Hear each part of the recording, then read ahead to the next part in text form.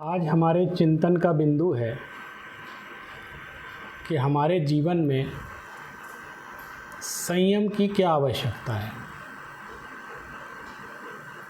मुझे नहीं करना है संयम की कोई ज़रूरत नहीं है। यदि मैं संयम नहीं रखता हूँ तो इससे क्या हानि होने वाली है। और संयम सिर्फ मुक्ति के लिए, मोक्ष के लिए ज़रूरी है या हमारे सामान्य जीवन के लिए भी बहुत आवश्यक है। कोई व्यक्ति जो मुक्त होना नहीं चाहता, मोक्ष नहीं जाना चाहता, धर्म भी नहीं करना चाहता है, क्या उसके जीवन में भी संयम की आवश्यकता है या सिर्फ धर्म कर्म के लिए ही संयम ज़रूरी है।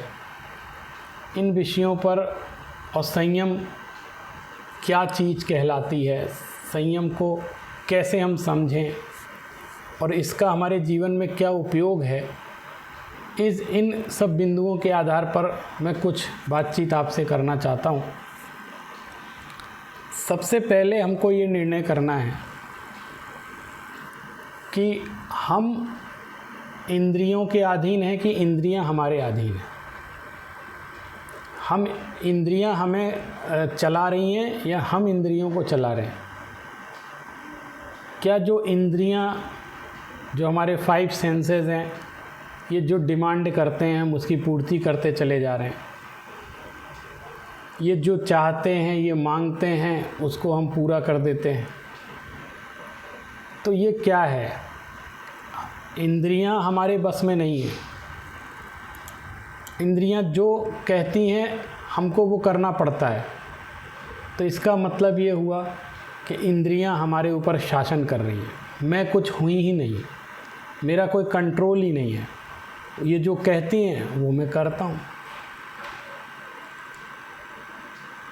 इसलिए साधना के क्षेत्र में जितेंद्रिय होने की बात कही जाती है। जैन परंपरा में भगवान को जिनेंद्र बोलते हैं। जिनेंद्र शब्द का अर्थ है जिन्होंने इंद्रियों को जीत लिया है। और अधिकतर सभी जैन लोग भी आपस में अभिवादन करते हैं तो जय जिनेंद्र बोलते हैं, यानी जिन्होंने अपनी इंद्रियों को जीत लिया उनको हम प्रणाम करते हैं, अपना आदर्श मानते हैं। तो हमको किसी और को नहीं जीतना है। ये युद्ध खुद से है। ये लड़ाई दूसरे से नहीं है, ये लड़ाई स्वयं से है। संयम एक नितांत व्यक्तिगत चीज़ है। अगर मैं किसी व्रत का पालन नहीं कर रहा हूँ, मैं संयम से नहीं रह रहा हूँ, तो आपका नुकसान नहीं है, मेरा नुकसान है। ये स्वयं के लिए विचारणीय प्रश्न है। इसलिए हमको संयम के स्वरूप को समझने की आवश्यकता है। सबसे बड़ी बात है, हमारे अंदर बाहरी वस्तुओं के प्रति अत्यधिक आकर्षण भरा पड़ा है। और वो आकर्षण इतना विशाल है कि उसके कारण जो हमारा अंदर का सौंदर्य है वो सामने नहीं आ पा रहा है। क्योंकि हमारा मन और इंद्रियां, इनका पूरा का पूरा उपयोग बाहरी विषयों में लगा हुआ है, अनियंत्रित है, उसमें कोई नियंत्रण नहीं है। इसलिए यदि हमको खुद को जानना है तो हमको खुद से दूर भागने की कोशिश पर विराम देना पड़ेगा। क्योंकि हमारी जो सारी प्रवृत्ति है बाहर की, वो खुद से दूर जाने की। मुझे ध्यान है कि एक बार मैं एक ध्यान के शिविर में था और ध्यान का अभ्यास सीख रहा था। तो उसमें कक्ष के अंदर एक और मित्र था जो किसी और शहर से आया था, वो भी ध्यान का अभ्यास कर रहा था। तो प्रश्न हुआ कि ध्यान किस लिए करते हैं? ध्यान आत्म शांति के लिए करते हैं। खुद को प्राप्त करने के लिए ध्यान किया जाता है, शांति के लिए करते हैं। तो वो ये कहता था, मुझे बाहर ज़्यादा शांति दिखलाई देती है, जब मैं ध्यान करता हूँ तो ज़्यादा अशांति दिखलाई देती है। मैं ध्यान करता हूँ तो अशांत हो जाता हूँ, और बाहर मुझे दुनिया में अच्छा लगता है, वहाँ शांति दिखलाई देती। इसलिए वो ध्यान नहीं करता था, कोशिश भी नहीं करता था। थोड़ी देर बैठेगा और कहता था मैं अशांत हो रहा हूँ। कारण क्या है कि हम अपने अंदर की शांति को भूल करके बाहर की चकाचौंध में इतने फंसे हुए हैं कि हमको उसमें ही आनंद आने लगा है और हम उसमें ही सुख मानने लग गए हैं। इसलिए ये बात इंद्रियां भी जानती हैं और वो इसलिए हमें अपना गुलाम बना करके अपने अनुसार नचा रही हैं। संयम को समझने के लिए इंद्रियों पर नियंत्रण बहुत आवश्यक है। हमारी जो विषय भोगों में प्रवृत्ति लगातार हो रही है, उसमें लिमिटेशंस, उसमें कहीं स्टॉप करना, उसको रोकना। और रोकना कैसा? सिर्फ क्रिया से नहीं रोकना, उसके प्रति हमारा जो लगाव है, जो अभिप्राय है, जो अभिलाषा बनी हुई है और जो आकर्षण है, उसको कम करना है। अगर हमारा विषय भोगों के प्रति आकर्षण कम होगा तो अपने आप संयम होना शुरू हो जाएगा। आज के हम बच्चों को लेकर के बात करते हैं। जैसे मैं आपको बताऊं, जब बच्चे छोटे होते हैं तो आपने देखा होगा वो टीवी पे कार्टून मूवीज़ बहुत देखते हैं, उसको देखकर ही खाना खाते हैं, और अगर वो नहीं चलाएंगे तो खाना भी नहीं खाते। 24 घंटे कार्टून मूवीज़ देखते हैं, उसमें उनको आनंद आता है और वो उसके आदी हो गए हैं। उसके बिना निवाला मुंह से अंदर हलक में जाता नहीं है, इतने ज़्यादा पागल हो गए।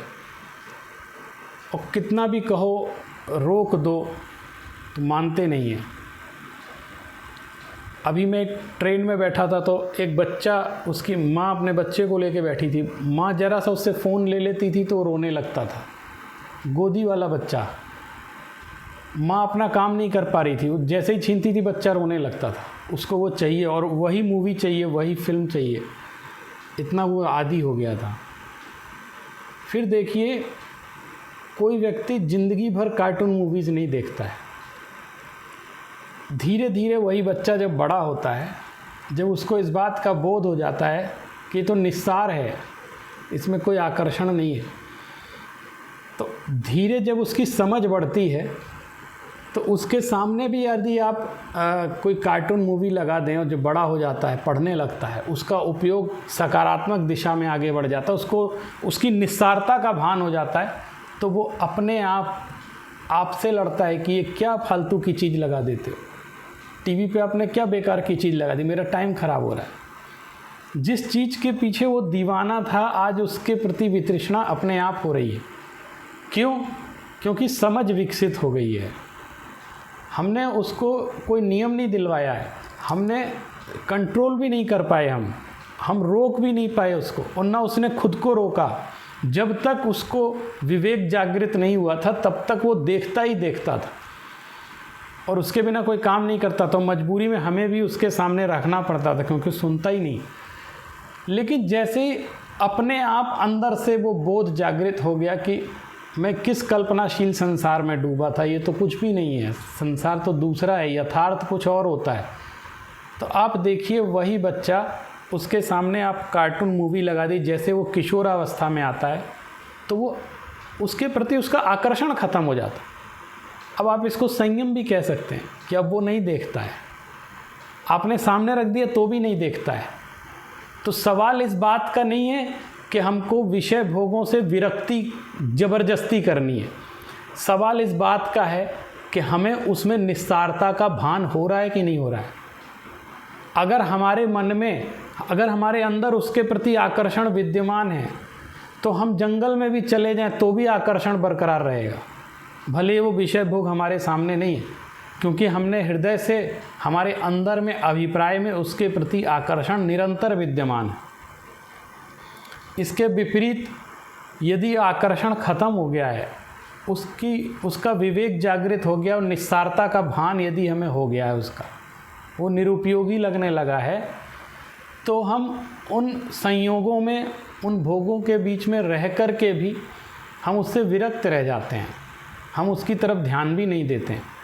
इसके लिए हमें कोई विशेष कंट्रोल नहीं करना पड़ता।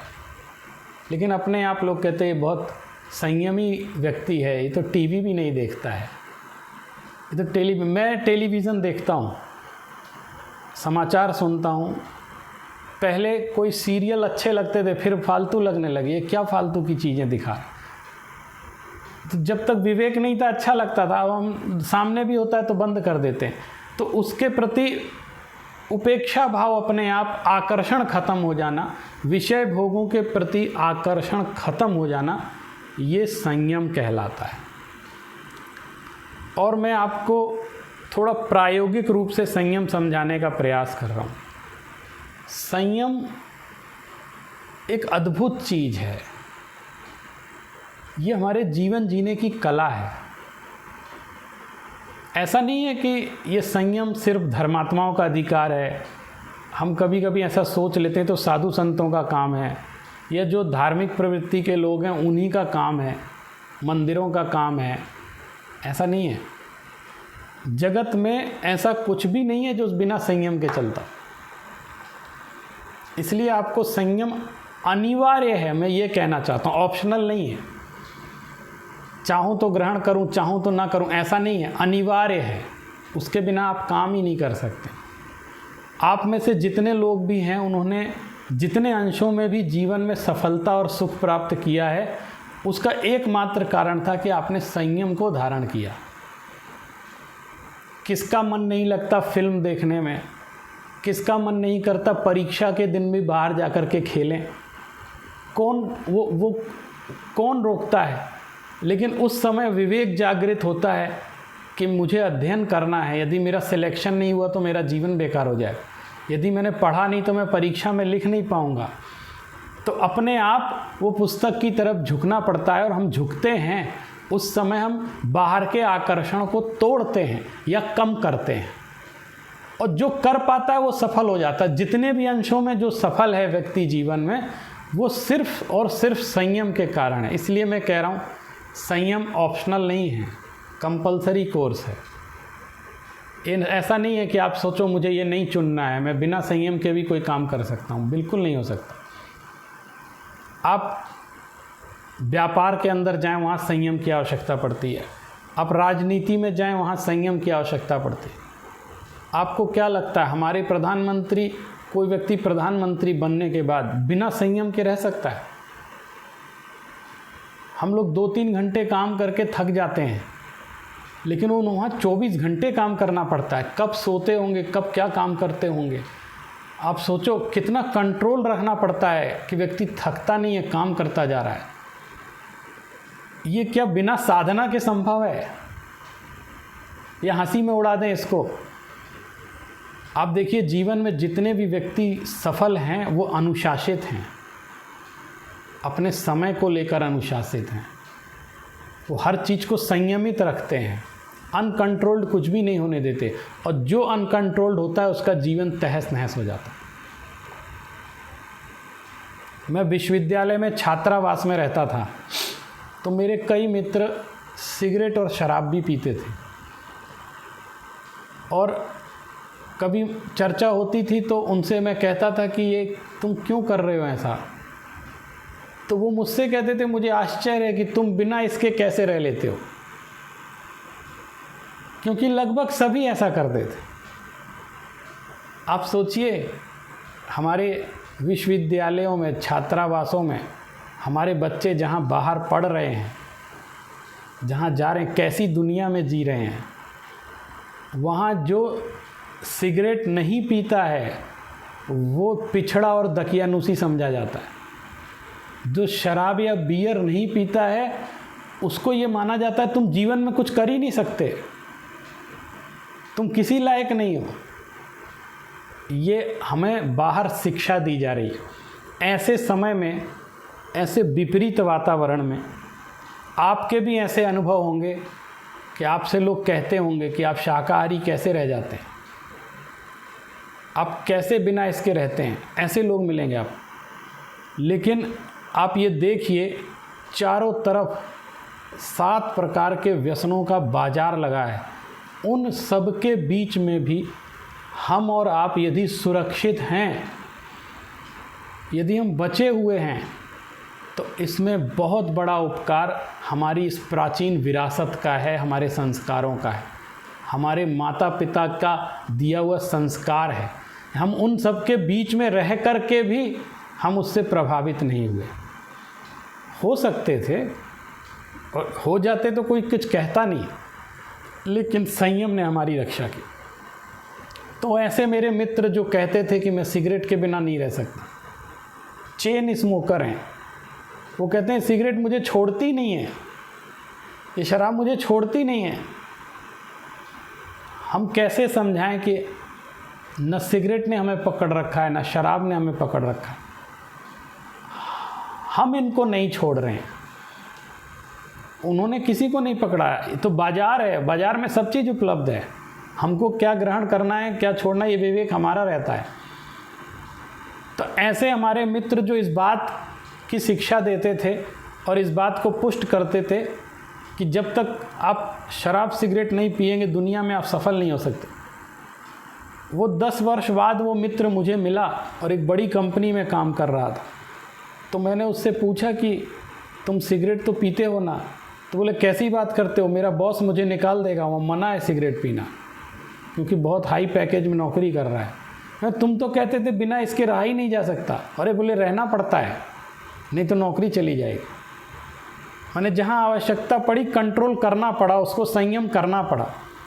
हमारे जितने भी रूल्स रेगुलेशन हैं, डूज एंड डोंट्स हैं संसार के, हर जगह, हर कंपनी में, हर क्षेत्र में, चाहे मंदिर हो, चाहे हमारे जीवन का और अंग हो, चाहे स्कूल हो, कॉलेज हो, वहाँ जितने नियम हैं आप देखिए वो सिर्फ संयम की ओर प्रेरित करते हैं कि आपको संयमित होकर रहना है।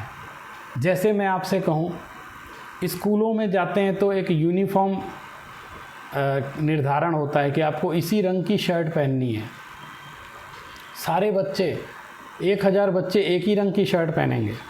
किसकी इच्छा नहीं होती है कि मैं रंग बिरंगी शर्ट पहन कर जाऊँ, लेकिन वहाँ नियम बनाया गया आप एक ही रंग की शर्ट पहनें और सारे बच्चों को एक यूनिफॉर्म में आना है। ऐसा क्यों है? ऐसे नियम क्यों बनाए गए? कपड़ों से ज्ञान का क्या संदर्भ है?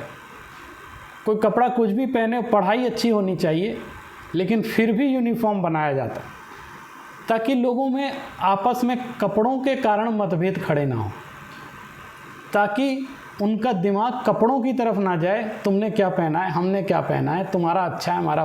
उनका दिमाग अध्ययन की तरफ जाए, स्वाध्याय की तरफ रहे। और कपड़ा पहनना आवश्यक है, इसलिए एक से रंग के कपड़े बना दिए। चारों तरफ जो नियम और कानून बनाए वो संयम के लिए बनाए। इसलिए मैं ये कह रहा हूँ, बार बार कह रहा हूँ कि संयम ऑप्शनल नहीं है, संयम कंपलसरी है। इसके बिना जीवन की कल्पना ही नहीं की जा सकती। बहुत सारे क्षेत्र हैं जो हमें संयम की शिक्षा देते हैं। कानून ये संयम का प्रतीक है। सारी कानून व्यवस्था हमको संयमित रहकर जीना सिखाती है। हम लोग जब एक विषय पर अपना ध्यान केंद्रित करते हैं तो हमें अन्य विषयों से ध्यान हटाना पड़ता है। तो वहाँ भी हमको कंट्रोल, अपनी डिज़ायर्स को कंट्रोल करना पड़ता है कि हम ऐसा नहीं करेंगे। और अगर ऐसा ना करें तो हम एक पदार्थ पर, एक वस्तु पर अपने ध्यान को एकाग्र ही नहीं कर सकते। इसीलिए सुखी होने का एक रास्ता ये बतलाया गया, सफल होने का एक रास्ता ये बताया गया कि हम संयम को अपने जीवन में अपना लें। जब संयम की चर्चा चलती है तो ये बात भी बताई जाती है कि 2 तरह का संयम होता है, एक इंद्रिय संयम और एक प्राणी संयम। प्राणी संयम क्या है कि एक छोटे से छोटा जीव भी, हमारी किसी भी क्रिया से उसकी विराधना नहीं होनी चाहिए, उसको कष्ट नहीं होना चाहिए। हमारे अभिप्राय में किसी जीव की विराधना का भाव भी नहीं होना चाहिए। और जब भाव नहीं होगा तो क्रिया भी नहीं होगी, और क्रिया होगी भी तो बहुत मिनिमाइज होगी। तो एक इंद्रिय से लेकर के पंचेंद्रिय के जीवों की षट जीवनी काय की विराधना न हो, ऐसी क्रियाएं करना, उनके प्रति दया और करुणा का भाव रखना, ये प्राणी संयम कहलाता है। और दूसरा है इंद्रिय संयम, यानी हमारी जो 5 इंद्रियां हैं, मन और 5 इंद्रियां, इस तरह 6 इंद्रिय भी मान सकते हैं, इनके व्यापार पर कंट्रोल करना, इनके एक्सटेंशन को रोकना। तो मैंने आपको सबसे पहले ये बात बताई कि इंद्रियों का दमन, लेकिन इस बात में हमको बहुत ये विचार करना है कि इंद्रियों को हम जितना दबाएंगे वो उतनी तेज़ी से उभर करके सामने आएंगे, हम जितना रोकेंगे वो उतना ही वेग से बाहर आएगा। ये विस्फोट होता है, हम जिस चीज़ को जितना दबाते हैं उतनी तेज़ी से फटने की आशंका रहती है। तो इंद्रियों के विषयों को दबाना नहीं है, बल्कि उसका अभाव करना है। जैसा मैंने पहले कहा, आकर्षण कम करना, विषय भोगों के प्रति आकर्षण कम करना। और वो आकर्षण कम कैसे होगा? जब हमको यथार्थ का बोध हो जाएगा, जब वस्तु तत्व हमको बिल्कुल समझ में आ जाता है, दुनियादारी वास्तविकता, दुनिया की वास्तविकता समझ में आ जाती है, तो ये आकर्षण स्वतः कम होने लगता है। एक बार एक ट्रेन में, मैं राजधानी से बेंगलोर जा रहा था, राजधानी ट्रेन में, तो मेरे बगल की सीट पर एक लड़की बैठी थी। उसने मुझसे पूछा, आप क्या काम करते हैं? तो मैंने कहा, मैं यूनिवर्सिटी में पढ़ाता हूँ। तो उसने एक चीज़ पूछी कि क्या आप अपने जॉब को एंजॉय करते हैं? तो मैंने कहा, हाँ, मुझे बहुत आनंद आता है। फिर उसने कहा कि मैं कैसे बन सकती हूँ, मुझे भी टीचर बनना है। तो मैंने उससे पूछा, तुम करती क्या हो? तो वो बेंगलोर में किसी मल्टीनेशनल कंपनी में बहुत अच्छे ओहदे पर काम कर रही थी, और बड़े अच्छे पद पर, और बड़ी अच्छी तनख्वाह उसकी थी। तो मैंने कहा कि तुम, लोग तो तरसते हैं कि मैं कॉरपोरेट लाइफ जीऊँ इतनी बढ़िया। तो उसने एक मुझसे बात बोली कि ये दूर का आकर्षण है, मैं भोग चुकी हूँ, मैं इन चीज़ों से उकता चुकी हूँ। शुरू में मैं अपने छोटे से गांव से बाहर पढ़ने इसलिए आई थी क्योंकि मुझे ये बड़ी बड़ी कंपनियाँ, सारे एसी ऑफिसेज और ऐसे कांच की दीवारें, ये मेरे अंदर आकर्षण पैदा करते थे, और मुझे लगता था यही दुनिया है। लेकिन जब मैं इसके अंदर घुसी तो इसका नंगापन भी मैंने देखा है, और यहाँ के तौर तरीके देखे, और जिस तरह से मुझे परेशान किया जाता है, या जिस तरह की टेंशन में हम जीते हैं, उसको देख करके मुझे लगा कि मैंने गलत चुनाव कर लिया है। तो मैंने कहा, तुम्हें ऐसा क्यों लगा? उसको आखिर क्यों, जो उसका लक्ष्य था वो उससे क्यों भटक रही, प्राप्ति के बाद भटक रही? क्योंकि उसके प्रति जो आकर्षण था वो भंग हो गया है। अब उसको वो चमकदार बिल्डिंगें अच्छी नहीं लगती, अब उसको वो गाड़ियाँ अच्छी नहीं लग रही हैं, क्योंकि उसकी यथार्थता का उसको बोध हो चुका है। इसलिए वो कह रही है कि मैं पढ़ाना चाहती हूँ, मैं टीचर बनना चाहती हूँ। तो हमने कहा, वर्तमान समय में टीचिंग जॉब एक ऐसा जॉब है कि जब कोई कुछ नहीं कर सकता तो उसको लगता है टीचर बन जाए, सिखाने लग जाए। पहले कोशिश करते हैं कि कहीं कुछ और बन जाए, अगर नहीं बन पाते हैं तो सोचते हैं टीचर ही बन जाए। तो सबसे उत्कृष्ट कोटि का कार्य माना जाता था, उसको आज लोग साइड में ले करके चलते हैं, ऐसा कोशिश करते हैं। और तुम कह रही हो मुझे यही करना है, तो हुआ क्या, घटना क्या घटित? आकर्षण खत्म हो गया। तो मैं आज यही कहना चाहता हूँ संयम की बात समझने के लिए, कि जिस दिन हमारा विषय भोगों के प्रति आकर्षण खत्म हो जाएगा, उस दिन संयम अपने आप प्रकट होना शुरू हो जाएगा। संयम प्रकट करने के लिए कुछ करना नहीं है, अगर करेंगे तो जोर जबरदस्ती हो जाएगी, फिर वैसे भाव नहीं रह जाएंगे। और ऐसा मैं नहीं कह रहा हूँ, हमारे प्राचीन शास्त्र भी ऐसा कहते हैं। जैसे ये कहा गया कि संयम सम्यक्त्व का अनुभावी होता है, बिना सम्यक दर्शन के संयम नहीं होता है। तो सम्यक दर्शन का क्या अर्थ लगाएंगे? सम्यक दर्शन का अर्थ है यथार्थ दृष्टि विकसित हो गई है, संसार के स्वरूप का भान हो गया है, इसलिए संयम उसके जीवन में अपने आप प्रकट हो रहा है। अब संयम के स्तर को भी समझते हैं। जैसे बहुत अच्छी व्याख्या आती है कि आत्मा के 3 भेद किए जाते हैं। हम, आत्मा माने हम, हमारे 3 भेद हैं स्तर के हिसाब से, उसका लेवल है।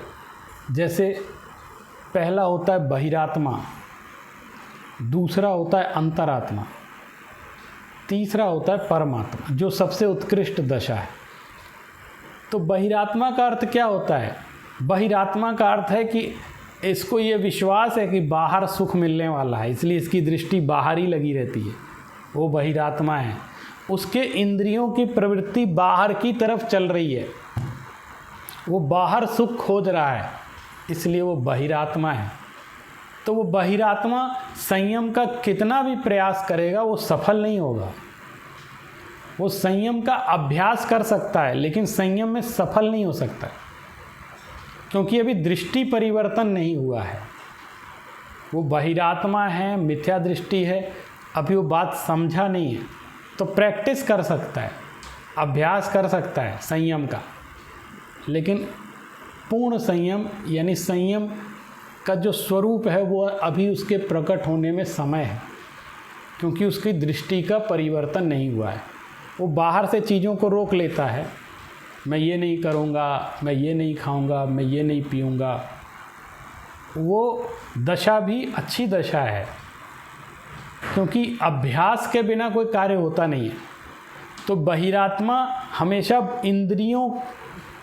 इंद्रिय उसकी बाहर की तरफ जाती हैं, बाहर के विषयों में डूब जाती हैं और वो उनको कंट्रोल करने की कोशिश कर रहा है, लेकिन सारा काम बाहर ही बाहर चल रहा है, क्योंकि वो बहिरात्मा है। उसको अंतर्दृष्टि उसकी अभी विकसित नहीं हुई है, इसलिए उसका संयम अभी उत्कृष्ट कोटि में नहीं आता है। वो सिर्फ एक अभ्यास वाला संयम कर रहा है। वो ये कहता है कि मैं टीवी नहीं देखूंगा, मैं फ़ोन नहीं चलाऊंगा, मेरा 1 घंटे का फ़ोन का त्याग है, मैं 3 घंटे का टीवी देखने का त्याग है, ऐसा बोलता है। हम लोग ऐसा ही करते हैं ना, पर्व के दिन चल रहे हों, व्रत के दिन चल रहे हों, तो मैं इतने घंटे ये नहीं करूँगा, उतने घंटे वो नहीं करूँगा। ये सब बहिरात्मा संयम का प्रयास कर रहे हैं। हम सब बहिरात्मा हैं, क्योंकि उस वस्तु के प्रति आकर्षण यथावत विद्यमान है, हम जबरदस्ती उसको प्रैक्टिस में रोकने की कोशिश कर रहे हैं। और जितनी देर हम मौन रहते हैं कि मैं बोलूँगा नहीं, वाणी पर संयम रखूँगा, उतनी देर हम इशारों से काम करते हैं, क्योंकि अभी बाहर का आकर्षण संपन्न नहीं हुआ है, बाहर का आकर्षण विद्यमान है। हम इशारे करते हैं, तरह तरह के हाव भाव करके काम करवाते हैं, क्योंकि हम मौन हैं।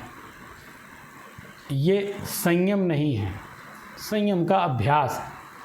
मैं इसको मना भी नहीं करना चाहता, इसका निषेध भी नहीं करना चाहता, क्योंकि ये एक प्रैक्टिस है और प्रैक्टिस होनी चाहिए। लेकिन अगर हम इसको ही संयम मान लेंगे तो हम वास्तविक संयम को नहीं समझ पाएंगे। इसलिए इस दृष्टि को भी समझना पड़ेगा कि जब व्यक्ति अंतरात्मा हो जाता है, यानी उसकी दृष्टि यथार्थ हो जाती है, उसको बोध हो जाता है, बाहर के प्रति आकर्षण खत्म हो जाता है, तो वो सुख की तलाश अंदर करने लग जाता है। और जब उसकी दृष्टि अंदर होती है तो बाहर की क्रियाओं में संयम स्वयमेव प्रकट हो जाता है। जैसे एक सेठ जी हैं, वो कहते हैं मैं बिना खाना खाए रह नहीं सकता, दुकान चलाते हैं, लेकिन कहते हैं मुझे तो दोनों तीनों चारों टाइम भोजन चाहिए, मैं रह नहीं सकता। और जब दुकान जाते हैं तो पत्नी को फ़ोन कर करके याद दिलाना पड़ता है कि आपने भोजन किया कि नहीं किया। वो कहते हैं अभी चर्चा मत करो, अभी फ़ोन पर बात करने का टाइम नहीं है मेरे पास, ग्राहक बैठा हुआ है, अभी हिसाब चल रहा है, मेरे पास खाने का समय नहीं है। यदि भोजन में मैंने समय लगाया तो कमाई का हिसाब ख़त्म हो जाएगा। इस समय ग्राहक हमेशा नहीं आता है, अभी बैठा हुआ है, भले ही लंच टाइम हो गया है, मैं बाद में खा लूँगा लेकिन अभी नहीं खाऊँगा। एक क्या किया उसने, एक दूसरे उद्देश्य के लिए, भले ही वो बाहरी उद्देश्य था, उसने खाद्य पदार्थों के प्रति संयम कर लिया, क्योंकि उसकी दृष्टि में मुख्य क्या था, पैसा कमाना, ग्राहक, ये मुख्य था। तो वो भूल ही गया कि मुझे भोजन करना है। इसी तरह जो अंतरात्मा होता है वो अपनी आत्मदृष्टि उसकी ऐसी विकसित हो जाती है, वो आत्मा के ध्यान में इतना खो जाता है कि उसको ध्यान ही नहीं रहता कि मुझे शरीर को भोजन भी देना है।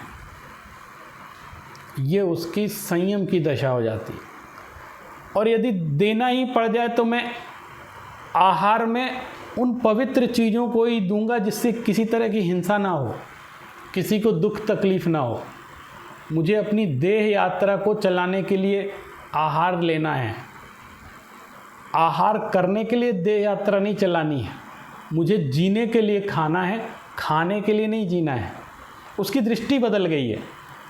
तो ये दूसरी स्टेज हो जाती है जिसको हम लोग कहते हैं वो बहिरात्मा से ऊपर उठकर अंतरात्मा हो गया है, और उसको ये पता चल गया है कि सुख बाहर नहीं है, सुख अंदर है।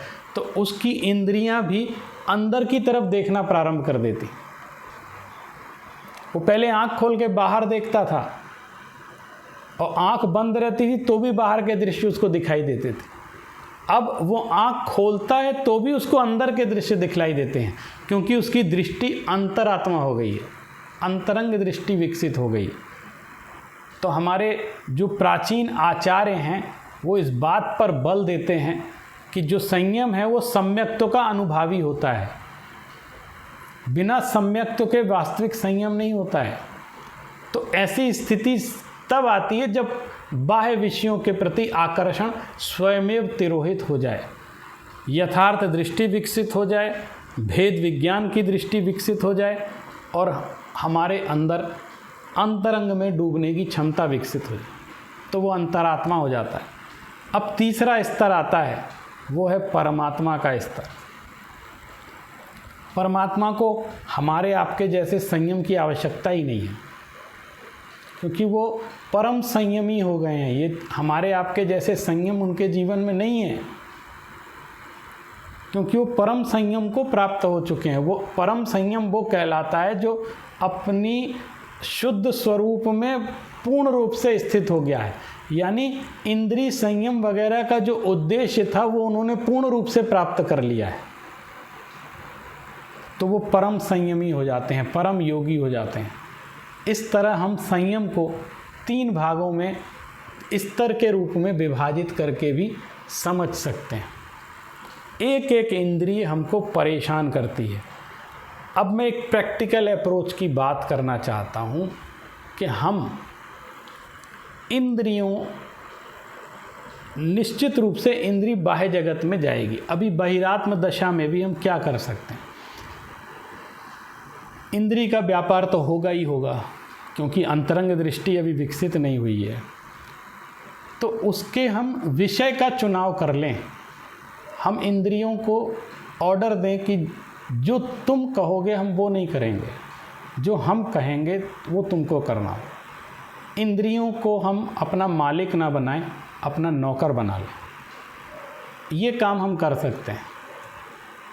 जैसे एक आचार्य जिनसेन ने अपने ग्रंथ में लिखा है कि शास्त्र व्यसन में व अन्य व्यसना नाम ही दूषणम। बोले यदि अन्य व्यसनों से बचना हो ना तो एक अच्छा वाला व्यसन पाल लो कि इनको तो पढ़ने की लत है, स्वाध्याय की लत लगी हुई है, इनको तो भक्ति में आनंद आता है, इनको तो भजनों में आनंद आता है, और ये तो स्वाध्याय में डूबे रहते हैं, इनको आत्मा में आनंद आता है। एक आपका जब पैशन ही करना है, कुछ करना ही है, व्यसन ही करना है, तो अच्छी चीज़ का व्यसन कर लेते हैं। कर्णेंद्रिय को पसंद है जो, वो न करके अच्छी चीज़ का व्यसन, हम अच्छी चीज़ सुनेंगे, घ्राणेंद्रिय के विषयों में कंट्रोल रखेंगे, चक्षु इंद्रिय के विषयों में कंट्रोल रखें। अब चक्षु इंद्री कह रही है हमें सौंदर्य देखना है, और कोई सुंदर चीज़ सामने आ जाए तो उसके प्रति आकर्षण पैदा हो जाता है, हम बार बार उसको देखना चाहते हैं, तो हम परेशान हो जाते हैं कि ये सुंदर चीज़ सामने क्यों आ गई, मुझे बार बार देखना पड़ रहा है, मेरा संयम भंग हो रहा है, ऐसी चिंता हो जाती। तो संयम सौंदर्य के कारण भंग नहीं हो रहा है, जगत में इतना सौंदर्य है उसके कारण चक्षु इंद्रिय का संयम भंग नहीं हो रहा है। आकर्षण जहाँ पैदा हो रहा है उसका बहुत बड़ा दोष है, क्योंकि हमारी दृष्टि वैसी है, हम जगत से सौंदर्य को हटा नहीं सकते और अपनी आंखें भी नहीं फोड़ सकते, दोनों में से कुछ नहीं कर सकते।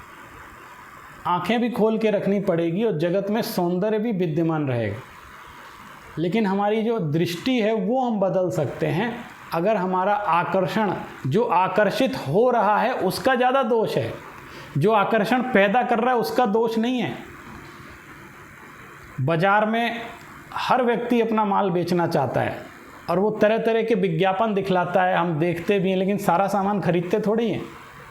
हम कभी किसी चीज़ से आकर्षित होते हैं, हर चीज़ से आकर्षित नहीं होते हैं, हम कंट्रोल तो करते हैं ना। यदि हमारे अंदर बोध नहीं होता तो हम जितने विज्ञापन आ रहे हैं सारे सामान खरीदना शुरू कर देते, लेकिन फिर भी हम नहीं खरीदते, हम कंट्रोल करते हैं, मेरी जितनी ज़रूरत होगी मैं उतना खरीदूँगा, जिस चीज़ की ज़रूरत होगी वो खरीदूँगा। लेकिन उनका काम है अपनी चीज़ का विज्ञापन करना, आकर्षण पैदा करना, लेकिन उनके आकर्षण पैदा करने को व्यर्थ करना ये हमारी जिम्मेदारी बनती है। तब जाकर के हम संयम को समझ सकते हैं, संयम की आराधना कर सकते हैं। कोई भी चीज़ जब ज़बरदस्ती की जाती है तो उसके परिणाम बहुत अच्छे नहीं होते, इसलिए सबसे पहला काम है अंदर में बोध उत्पन्न करना। माने शुरुआत यहाँ से हो। मैंने आपको पहले बोला कि अभ्यास दशा अलग होती है, अभ्यास भी किया जाता है, लेकिन अच्छा है कि पहले दृष्टि विकसित कर ली जाए, और अगर दृष्टि विकसित हो गई तो अभ्यास सहज हो जाएगा, उसमें ज़बरदस्ती करने की ज़रूरत नहीं रहेगी। बहुत सारी बातें हैं, मैं लगभग अपनी बातें कह चुका हूँ आपसे, जो व्यवहारिक दशा में भी और हम आध्यात्मिक दृष्टि से भी हर तरफ संयम के बिना कोई काम नहीं चलता है। और आज का सूत्र इतना ही है कि संयम ऑप्शनल नहीं है, संयम कंपलसरी है, और इस संयम को हम जितना अधिक विकसित करेंगे उतनी ही अपनी अंतरंग दृष्टि को प्राप्त करेंगे। और संयम हमारे सौंदर्य को विकसित करता है। संयम का एक अलग सौंदर्य होता है, उसका एक आभा मंडल होता है जो असंयमी जीवों के चेहरे पे नहीं आ सकता। सौंदर्य एक आत्मविश्वास पैदा करता है, संयम एक आत्मानुशासन पैदा करता है, और वो व्यक्ति जो आत्मानुशासित है उसको सफल होने से कोई नहीं रोक सकता, उसके व्यक्तित्व का विकास कोई नहीं रोक सकता। वो अपने आप में दृढ़ रहता है और आत्मविश्वास के साथ आगे बढ़ता चला जाता है, चाहे संसार में हो चाहे आध्यात्मिक रूप से हो। जो जितना अधिक संयमी होता है वो उतना ही उत्कृष्ट उसका प्रभाव होता है, और लोग उससे आकर्षित भी होते हैं, उसके बताए हुए मार्ग पर चलते भी हैं। इसलिए आज संयम धर्म के दिन हम इस संयम को समझ करके अपने जीवन में यथासंभव यथाशक्ति उतारने का प्रयास करें। इसी बात के साथ मैं अपनी वाणी को विराम करता हूँ। जय जिनेन्द्र।